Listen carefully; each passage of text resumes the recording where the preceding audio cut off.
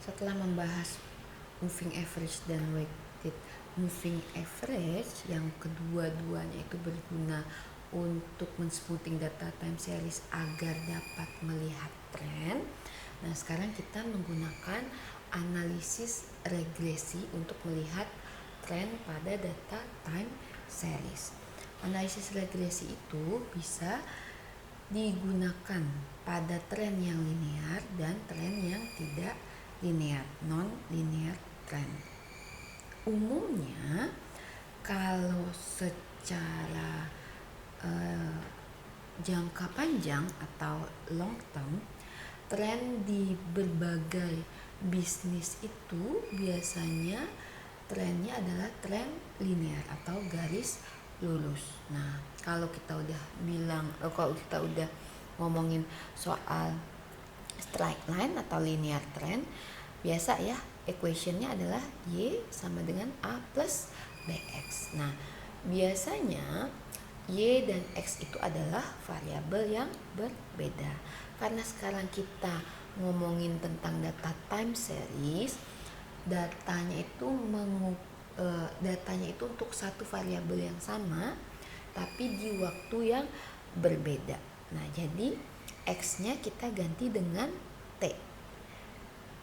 Oke, jadi kalau misalnya Y sama dengan A plus BX, biasanya Y dan X itu adalah variabel yang berbeda. Karena di sini variabelnya sama, yang membedakannya hanya waktu observasinya, berarti X-nya kita ganti dengan T. Jadi T di sini adalah coding untuk coding atau nilai dari periode yang kita observasi. Nah, Y cap di sini adalah Y perkiraan ya. A di sini adalah intercept, B-nya adalah slope dari garis linearnya. Nah, kalau kita lihat di sini ada data penjualan. Ini adalah data tahunnya. Nah, T-nya itu adalah coding dari tahun di sini. Tahun 2008 kita nilai coding dengan 1, 2009 2, 3, 4 dan seterusnya. Jadi, kita akan melihat persamaan regresi dari nilai sales ini dengan periode waktunya di sini. Nah, ini adalah data mentahnya ya. Ini adalah data sales dari tahun 2008 sampai tahun 2016. Nah, di sini kan masih ada cyclical trendnya ya, cyclical variationnya. Nah, kemudian kalau menggunakan analisis regresi, kita berusaha melihat tren dari kurva atau grafik sales yang hijau ini. Nah, kalau tren garis regresinya, mungkin akan ada satu orang yang bilang trennya seperti ini, yang garis orange ini, dengan persamaan Y sama dengan 1 plus 2T. Nah, jadi kalau di sini kita bisa aja nanti satu orang lainnya akan melihat trennya bukan Y sama dengan 1 plus 2T, tapi misalnya Y sama dengan 2 plus setengah T misalnya. Nah, di sini siapa tahu garisnya juga mendekati grafik sales ini. Nah, sekarang taruhlah kita setuju ya bahwa tren dari sales ini adalah Y sama dengan 1 plus 2T. Nah, berarti ininya berapa nilainya? Pada tahun 2008 nilainya itu adalah 1 plus 2 kali 1, karena T-nya 1, yaitu 3. Kalau tahun 2009 berarti 1 plus 2 kali T, T-nya adalah 2. Berarti 1 plus 2 kali 2 adalah 5. Nah, di sini dia. Nah, akan menghasilkan garis seperti ini. Jadi, kalau di sini kalau kita lihat penambahan setiap tahunnya itu ada penambahan 2. Kita coba pakai Excel ya.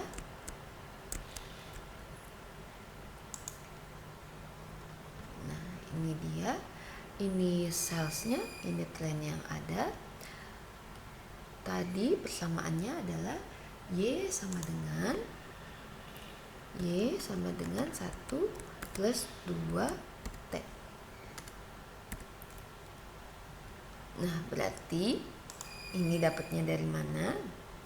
Sama dengan 1 plus 2 kali T-nya apa? T-nya yang ini.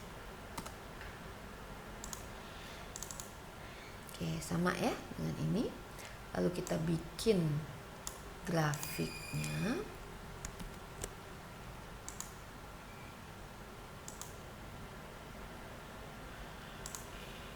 Nah, ini dia.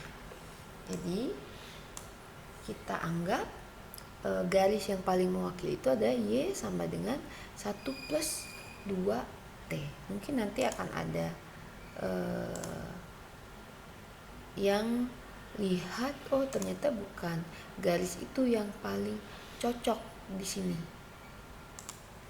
Mungkin aja nanti ada orang lain lagi yang melihat data sales ini trennya bukan yang garis merah ini yang Y sama dengan 1 plus 2T, tapi katakanlah dia lihat trennya itu adalah Y sama dengan 0,8 ditambah 2,3T misalnya. Nah, berarti di sini 0,8 dikali 0,8 ditambah 2,3 kali T-nya yang di sini ya. Kita lihat. Nah, ini gambarnya adalah yang hijau di sini. Nah, jadi yang mana nih yang benar nih, yang garis merah atau yang garis hijau yang memperlihatkan tren yang lebih menggambarkan data time series yang sebenarnya? Kita masuklah ke analisis regresi dengan menggunakan least square method di sini. Jadi untuk menghilangkan subjektivitas, menggambarkan linear trennya menggunakan least square method. Nah, di sini least square method itu ada di chapter 13. Chapter 13 itu dia melihat hubungan yang terbaik, hubungan linear yang terbaik antar dua variabel. Nah, ini ada persamaan di chapter 13 ya. Y sama dengan A plus BX. Nah, kalau di sini aplikasinya di time series berarti Y sama dengan A plus BT. Kemudian untuk mendapatkan B-nya itu sama dengan R. R ini adalah koefisien korelasi atau correlation coefficient di sini. Dikalikan standar deviasi Y dibagi standar deviasi X. Nah, kalau di sini berarti standar deviasi Y dan standar deviasi T di sini. Di mana correlation coefficientnya itu adalah X dikurang X bar dikali Y kurang Y bar. Berarti X-nya adalah T dikurang rata-rata T dikali Y dikurang rata-rata Y dibagi N jumlah observasinya, jumlah datanya dikurangi 1 dikali standar deviasi X. Kalau di time series berarti standar deviasi T dikali standar deviasi Y. Jadi dapatlah nilai B-nya. Nanti setelah dapat nilai B, kita mencari nilai interceptnya atau nilai A-nya, yaitu rata-rata Y dikurangi B kali rata-rata X. Nah, di sini rata-rata T berarti untuk data time series. Nah, jadi si waktunya ini yang sudah kita coding, yang sudah kita kasih nilainya, nilai untuk setiap periode waktu pengamatan, kita gunakan sebagai independent variable menggantikan nilai X. Misalnya T sama dengan 1 untuk tahun pertama, 2 T sama dengan 2 untuk tahun kedua dan seterusnya. Nah, sekarang kita masuk ke contoh soal. Di sini adalah penjualan dari Jensen Food. Nah, kemudian untuk tahun 2012 sampai tahun 2016. Berarti kita punya 1, 2, 3, 4, 5 data. Berarti kita coding dulu time T-nya itu tahun 2012 1, tahun 2013 2 dan seterusnya. Sampai tahun 2016 itu nilai T-nya sama dengan 5. Ini adalah nilai penjualannya dalam juta dolar. Ini 7 juta dolar, 10 juta dolar, dan seterusnya. Kita diminta untuk menentukan regression equation-nya menggunakan least square. Nah, kemudian yang ditanyakan adalah berapa banyak peningkatan penjualan setiap tahunnya. Kemudian kita diminta untuk memforecast, untuk meramalkan penjualan di tahun 2018 menggunakan regression equation yang sudah kita dapatkan sebelumnya. Bagaimana caranya? Sekarang kita masuk ke Excel. Nah, ini ya. Ini adalah waktu, ini adalah salesnya. Nah, di sini kita akan mencari nilai A dan nilai B-nya. Nilai B didapatkan dari korelasi dikali dengan standar deviasi Y dibagi standar deviasi X, berarti standar deviasi T. Kita cari terlebih dahulu. Yang perlu kita cari tahu berarti di sini standar deviasinya, lalu nanti untuk mencari R butuh juga nilai rata-ratanya. Nah, di sini rata-ratanya adalah sini. Lalu untuk standar deviasinya kita pakai rumus Excel aja ya. Standar deviasi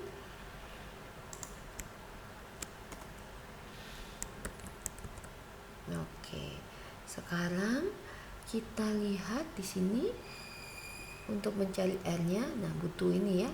Berarti yang pertama X min X bar, berarti T dikurang rata-rata T ya.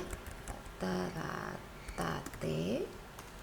Lalu di sini berarti Y-nya adalah si sales ini ya. Y itu yang mau kita ketahui. Yang mau kita ketahui adalah penjualan, bukan waktu yang mau kita ketahui. Y dikurangi rata-rata Y. Nah, ini T dikurangi rata-rata T. Di sini boleh kita kunci. Lalu yang kedua Y dikurangi rata-rata Y, boleh kita kunci kolomnya. Nah, lalu di sini kita drag ke bawah. Nah, lalu perlu apa lagi? Ini dikalikan dengan ini baru dijumlahkan. Berarti kita kalikan terlebih dahulu.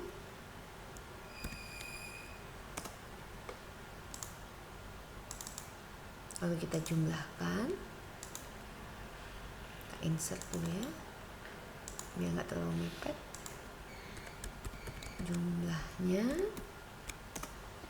nah berarti bisa mencari nilai R. R sama dengan jumlah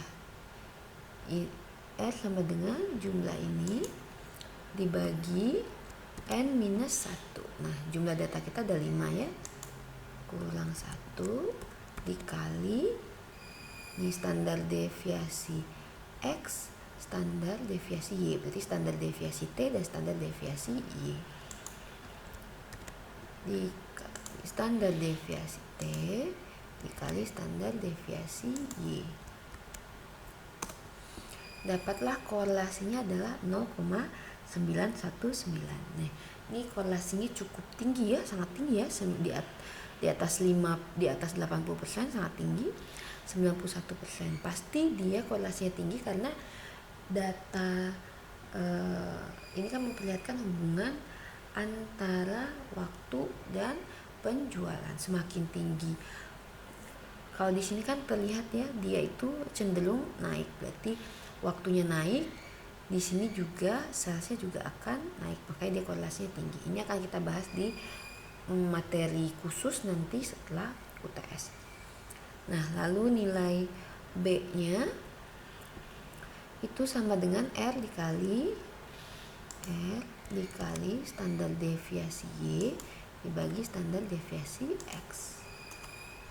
Nah, lalu berarti sekarang A sama dengan, kita lihat ya, A sama dengan rata-rata Y dikurangi B kali rata-rata X. Berarti ini rata-rata T.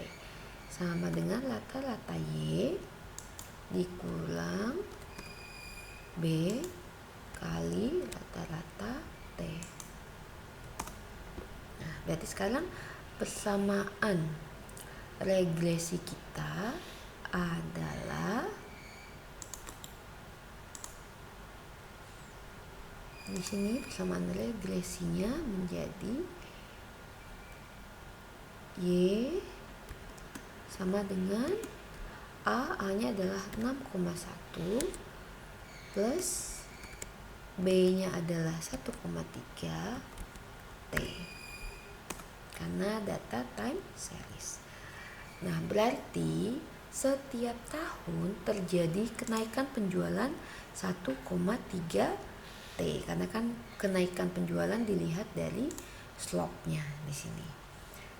Ini pertanyaan yang di sini ya. Berapa peningkatan sales setiap tahunnya? Kemudian kita juga diminta untuk meramalkan penjualan tahun 2018. Nah, kita lihat ya. 2018 T-nya itu berapa di sini? Nah, untuk 2018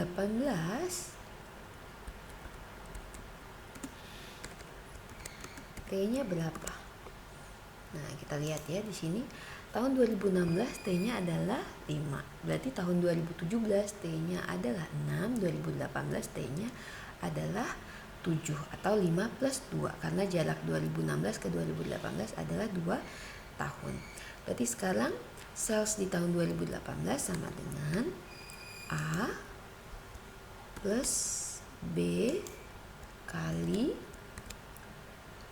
T-nya berapa? T-nya adalah 5 plus 2 karena jarak 2018 ke 2016 adalah 2 tahun. Kita ramalkan penjualan di tahun 2018 adalah 15,2 juta dolar. Kita lihat di jawabannya di sini. Nih ya, 15,2 juta dolar. Nah, ini adalah nilai Y peramalan kita. Kalau nilai aslinya ada 7, nilai Y peramalannya ada 7,4. Kalau tahun 2013 nilai ramalannya adalah 8,7. Setelah diketahui nilai ramalannya, kita bisa menggambarkan ini tren linearnya di sini ya. Oke, berarti di sini kalau kita mau bikin tren linearnya, berarti untuk data trennya sama dengan A kita kunci plus B kita kunci kali X. X yang di sini kita drag ke bawah, minggir dulu ya.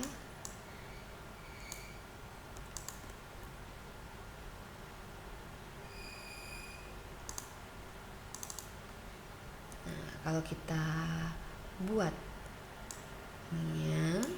grafiknya, nah dia. Nah, di sini ya, sales dan trend.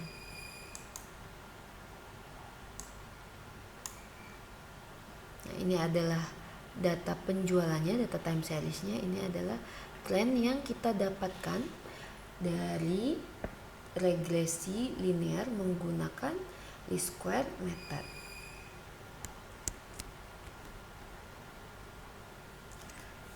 Lalu kan kita tadi diminta untuk meramalkan data penjualan di tahun 2018. Nah, banyak researcher atau peneliti menyarankan kita tidak bisa memproyeksikan sales, production, dan other business dan economic series lainnya itu lebih dari N-2 time periods di masa yang akan datang, dengan N adalah jumlah data pengamatan kita. Kalau di sini kan pengamatan kita kan ada 5. Nah, kemudian Berarti kita hanya bisa memperkirakan dengan data yang ada ini, kita hanya bisa memperkirakan kejadian atau sales di masa yang akan datang itu maksimal N-2, berarti 5 bagi 2, N bagi 2 yaitu 5 bagi 2 yaitu 2,5 tahun ke depan.